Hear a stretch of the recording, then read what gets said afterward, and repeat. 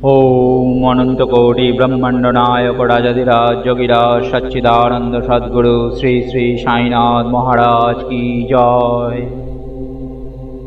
आज আমরা পাঠ করব শ্রী সাই সচ্চরিত থেকে ৪৭তম অধ্যায়। এই অধ্যায়ে থাকছে পূর্বজন্ম, বীরভদ্রাপ্পা এবং চেন বাসাপ্পার সাপ ও ব্যাঙের কাহিনী। গত অধ্যায়ে দুটি ছাগলের পূর্বজন্মের কথা বর্ণনা করা হয়েছে। এই অধ্যায়েতে আরও কয়েকটি পূর্বজন্মের স্মৃতি বর্ণনা করা হচ্ছে। প্রস্তাবনা। হে ত্রিগণাতীত জ্ঞানাবতার শ্রী সাই, তোমার মুখমণ্ডল কত সুন্দর। হে অন্তর্যামী, তোমার শ্রীমুখের প্রভা ধন্য। সেটি ক্ষণিকের জন্য দেখলেই পূর্বজন্মের সমস্ত দুঃখ নাশ হয়ে সুখের দ্বার খুলে যায়। কিন্তু হে আমার প্রিয় সাই, যদি তুমি নিজের স্বাভাবিক ও অহেতুক কৃপাদৃষ্টির আশীর্বাদ দাও, তবেই এরকমটি হওয়া সম্ভব। তোমার দৃষ্টিমাত্রেই আমাদের কর্মবন্ধন ছিন্ন ভিন্ন হয়ে যায় এবং আমরা পরমানন্দ অনুভব করি। গঙ্গায় স্নান করলে সমস্ত পাপ নষ্ট হয়ে যায়, কিন্তু গঙ্গামাও সন্তদের আগমনের জন্য সর্বদা উৎসুক হয়ে অপেক্ষা করেন যে কবে তারা এসে নিজেদের চরণধূলি দিয়ে তাকে পবিত্র করবেন। শ্রী সাই তো সন্ত চূড়ামণি, এবার তাঁরই শ্রীমুখ হতে চিত্তশুদ্ধকারী একটি কাহিনী শুনুন। সাপ এবং ব্যাঙ। শ্রী সাই বাবা বলতে শুরু করেন, একদিন সকালবেলা প্রায় ৮টা নাগাদ জলখাবারের পর আমি বেড়াতে বেরোই। হাঁটতে হাঁটতে একটা ছোট নদী তীরে এসে পৌঁছই। আমি বেশ ক্লান্ত হয়ে পড়েছিলাম, তাই ওখানেই একটু বিশ্রাম করতে বসি। একটুক্ষণ পর স্নান করি। তখন গিয়ে আমার ক্লান্তি দূর হয় এবং আমি খানিকটা আরাম পাই। ওই জায়গাটির কাছেই একটি গরুর গাড়ির যাওয়ার মতো সরু রাস্তা ছিল। তার দুদিকে ঘন গাছ ছিল, মৃদু মৃদু বাতাস বইছিল। আমি ছিলিম ভরতে যাচ্ছি, এমন সময় একটা ব্যাঙের কর্কশ আওয়াজ শুনতে পাই। ঠিক সেই সময় একটি পথিক সেখানে এসে পৌঁছয় এবং আমাকে প্রণাম করে আমার কাছে এসে বসে। এরপর আমার ওর বাড়িতে গিয়ে খেতে ও বিশ্রাম করতে অনুরোধ করে। সে নিজেই ছিলিমটি ধরিয়ে আমাকে দিল। এমন সময় ব্যাঙের ডাক শুনে সে তার রহস্য জানাবার জন্য উৎসুক হয়ে ওঠে। আমি ওকে জানাই একটা ব্যাঙ বিপদে পড়েছে এবং নিজের পূর্বজন্মের কর্মের ফল ভুগছে। পূর্বজন্মের কুকর্মের ফল এই জন্মে ভুগতেই হয়, অতএব এখন চেঁচিয়ে কিছু লাভ হবে না। এরপর লোকটি তামাক টেনে ছিলিমটি আমাকে দিয়ে বলে, একটু দেখি তো ব্যাপারটা কি। এই বলে সে উঠে দাঁড়ায়। তখন আমি ওকে জানাই যে একটা বড় সাপ ওই ব্যাঙটাকে নিজের মুখে ধরে রেখেছে, তাই ও চেঁচাচ্ছে। দুজনেই পূর্বজন্মে বেজায় বদমাশ ছিল, তাই এই জন্মে নিজেদের কর্মের ফল ভুগছে। আগন্তুক ঘটনাস্থলে গিয়ে দেখে যে সত্যি সত্যি একটা বিরাট সাপ একটা বড় ব্যাঙকে মুখে ধরে রেখেছে। ও ফিরে এসে আমায় জানায় যে কিছুক্ষণের মধ্যেই সাপটা ব্যাঙটাকে গিলে ফেলবে। আমি বললাম, না, তা কখনোই হবে না। আমি ওর সংরক্ষক পিতা এবং এই সময় এইখানে উপস্থিত আছি।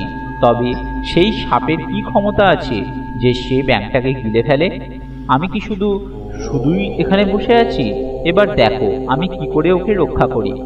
আবার ছিলিমে টান দিয়ে আমরা সেই স্থানে যাই। আগন্তুক ভয় পেয়ে সাপটির খুব কাছে যেতে আমায় মানা করে। আমি ওর কথায় কান না দিয়ে এগিয়ে গেলাম এবং দুজনকে বললাম, আরে বীরভদ্রাপ্পা, তোমার শত্রু ব্যাঙ হয়ে জন্মে উপযুক্ত শাস্তি পেয়ে যায়নি কি? ও ব্যাঙ হয়ে আর তুমিও সাপ হয়ে জন্মে এখনো তার শত্রুতা করছো? কত লজ্জার কথা। যাও, ঘৃণা ছেড়ে শান্তিতে থাক গিয়ে। এই কথা শুনে সাপটা তাড়াতাড়ি ব্যাঙটাকে ছেড়ে নদীতে ঝাঁপিয়ে পড়ে অদৃশ্য হয়ে যায়। ব্যাঙটাও লাফিয়ে পালায় এবং ঝোপে লুকিয়ে পড়ে। ওই পথিকটি এসব দেখে খুবই অবাক হয়। সে বুঝে উঠতে পারে না যে আমার শব্দগুলি শুনে সাপটা ব্যাঙটাকে ছেড়ে দিল কেন এবং বীরভদ্রাপ্পা কে, ওদের শত্রুতার কারণ কি ছিল। এইসব প্রশ্নগুলি ওর মাথায় ঘুরছিল। আমি ওর সঙ্গে আবার ওই গাছটার নিচে ফিরে এলাম। দুজনে মিলে খানিকটা ছিলিম টেনে নিয়ে আমি তখন ওর কাছে এর সমস্ত রহস্য প্রকাশ করি। আমার বাড়ির থেকে প্রায় ৪-৫ মাইল দূরে একটা পবিত্র স্থানে মহাদেবের একটা মন্দির ছিল। মন্দিরটি অত্যন্ত জীর্ণ অবস্থা দেখে স্থানীয় লোকেরা সেটি মেরামত করবার জন্য কিছু চাঁদা তোলে। বেশ কিছু টাকা সংগ্রহ করা হয়ে যায় এবং সেখানে নিত্য পুজোর ব্যবস্থা করে মন্দির নির্মাণের পরিকল্পনা তৈরি করা হয়। একজন ধনী ব্যক্তিকে কোষাধ্যক্ষ নিযুক্ত করে তাকে সমস্ত কাজের ভার দেওয়া হয়। তার কাজ ছিল ব্যয় ইত্যাদির যথোচিত বিবরণ দেখে সততার সঙ্গে হিসাব রাখা। কিন্তু শেঠ ছিল 1 নম্বরের কৃপণ। সে মেরামতের কাজে খুবই কম টাকা খরচ করে, তাই কাজও সেই অনুপাতে হয়। সব টাকা সে আত্মসাৎ করে বসলো, নিজের তরফ থেকে একটা পয়সাও খরচ করলো না। ওর কথাবার্তা ছিল খুব মিষ্টি। কাজ যে কিছুই এগোচ্ছে না এ প্রশ্ন উঠলেই সে মিষ্টি কথায় লোকেদের ভুলিয়ে দিত। কাজটা আগের মতোই অসম্পূর্ণ থেকে যায়। লোকেরা আবার সংগঠিত হয়ে ওর কাছে গিয়ে বলে, শেঠ সাহেব, দয়া করে কাজটা তাড়াতাড়ি শেষ করুন। আপনি চেষ্টা না করলে এই কাজটা শেষ হওয়া সম্ভব নয়। অতএব আপনি আবার পরিকল্পনাটা তৈরি করুন, আমরা আরও চাঁদা তুলে আপনাকে দেব। ওরা আবার চাঁদা তুলে শেঠকে দেয়। সে টাকাটা তো নিয়ে নেয়, কিন্তু আগের মতোই চুপচাপ বসে রইল। কিছুদিন পর ওর স্ত্রীকে মহাদেব স্বপ্নে দেখা দিয়ে বলেন, ওঠো, মন্দিরের চূড়াটি তৈরি করাও। তুমি যতটা টাকা ওই কাজের জন্য ব্যয় করবে তার শতগুণ আমি তোমায় দেব। এই স্বপ্নের কথা ও নিজের স্বামীকে বলে। শেঠ ভয় পেয়ে চিন্তায় পড়ে যায়। এই রকম কাজে তো অনেক টাকা খরচ হয়ে যাবে। তাই সে এ কথাটা হেসে উড়িয়ে দিয়ে বলে, এ নিছক স্বপ্ন, একেবারেই বিশ্বাসযোগ্য নয়। যদি সেরকম হয় তাহলে মহাদেব আমার সামনে আবির্ভূত হয়ে আমাকেই তো আদেশ দিতে পারতেন। আমি কি তোমার কাছ থেকে বেশি দূরে ছিলাম? এই স্বপ্ন শুভ নয়। এ স্বামী স্ত্রীর মধ্যে মন কষাকষি পাকিয়ে তুলবে। তাই তুমি এ বিষয়ে চুপ থাকো।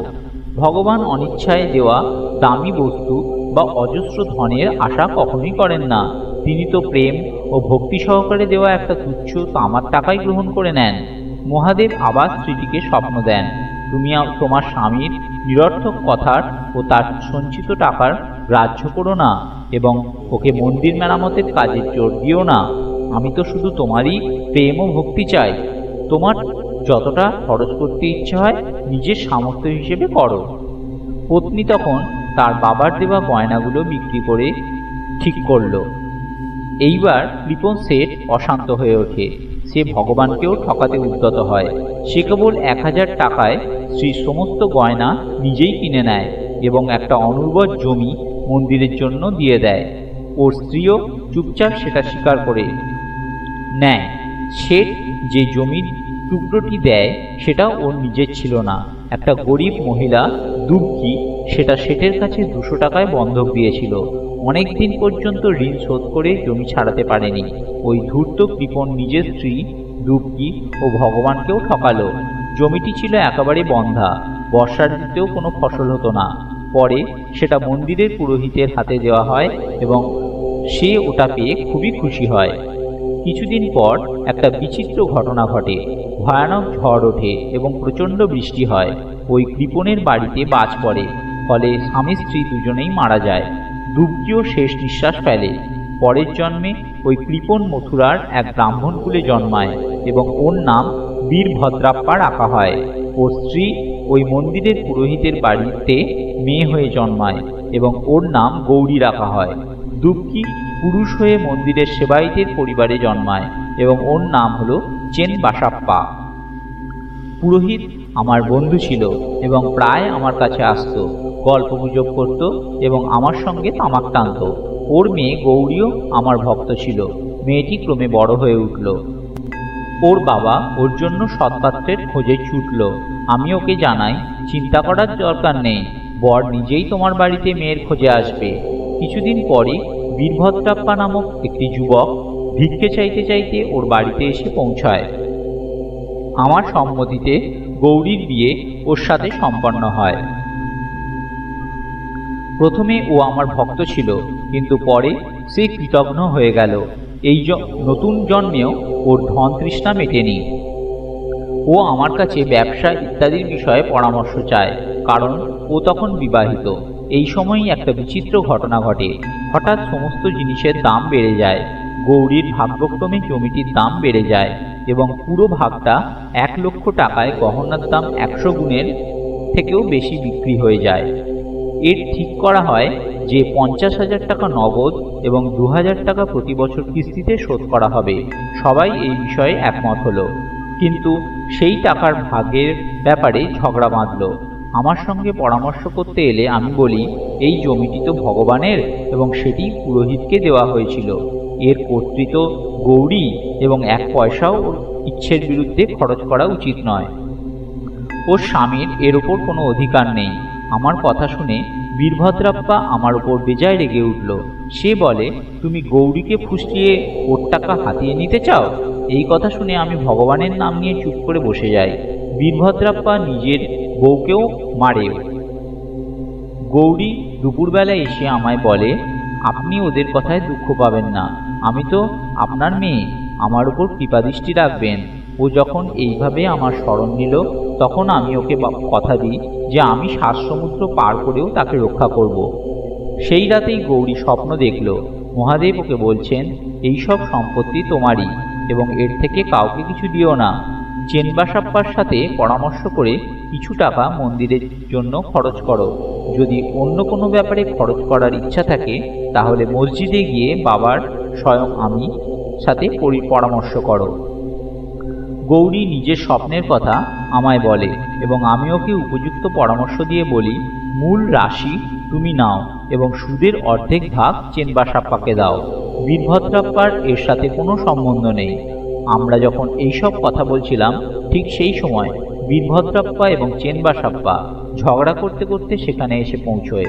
আমি দুজনকেই শান্ত করতে চেষ্টা করি এবং গৌরীর স্বপ্নের কথাও উল্লেখ করি, কিন্তু বীরভদ্রাপ্পা রাগে পাগল হয়ে চেনবাসাপ্পাকে টুকরো টুকরো করে মেরে ফেলার হুমকি দেয়। চেনবাসাপ্পা একটু ভীতু প্রকৃতির লোক ছিল। সে আমার পা ধরে তাকে রক্ষা করার জন্য প্রার্থনা করে। তখন আমি শত্রুর হাত থেকে ওকে বাঁচিয়ে নিই। কিছুকাল পর দুজনেই মারা যায়। বীরভদ্রাপ্পা সাপ হয়ে এবং চেনবাসাপ্পা ব্যাঙ হয়ে জন্মায়।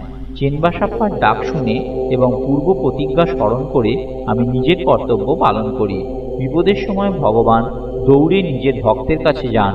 তিনি আমায় এখানে পাঠিয়ে চেনবাসাপ্পাকে বাঁচিয়ে নিলেন। এইসব ঈশ্বরীয় লীলা। শিক্ষা। এই কাহিনীর শিক্ষা হলো যে যেরকম কর্ম করে সে সেরকমই ফল পায়।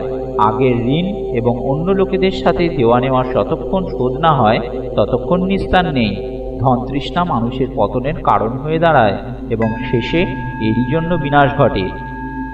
এই সাথেই শেষ হলো আজকের স্বাধ্যায়। ওম অনন্ত কোটি ব্রহ্মাণ্ড নায়ক রাজাধিরাজ যোগীরাজ সচ্চিদানন্দ সদ্গুরু শ্রী শ্রী সাইনাথ মহারাজ কি জয়।